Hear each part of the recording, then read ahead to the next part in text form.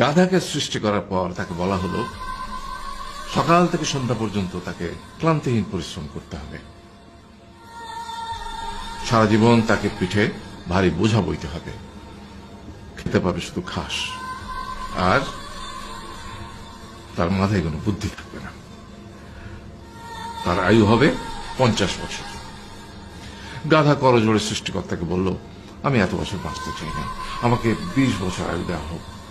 সৃষ্টিকর্তা সেটাই মঞ্জুর করলেন।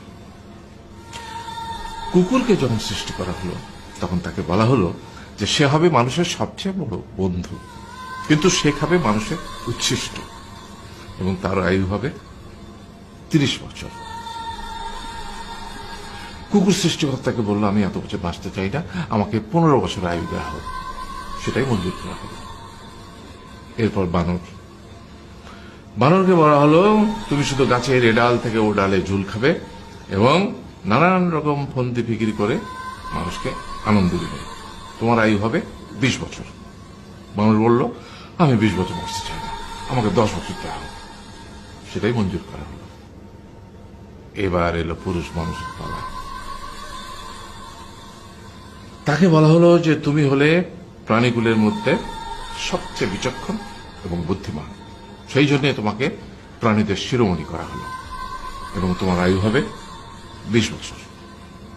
তখন পুরুষ মানুষ বলল, করজোড়ে বলল সৃষ্টিকর্তাকে যে 20 বছর আয়ু অত্যন্ত কম, হে প্রভু, আমাকে ওই গাধার সে যে 30 বছর আয়ু চায়নি সেটা আমাকে দেয়া হোক, ওই যে কুকুর 15 বছর ফিরিয়ে দিয়েছিল সেটাও আমাকে দেয়া হোক, আর যে বানর 10 বছর নেয়নি সেটাও আমাকে দেয়া হোক।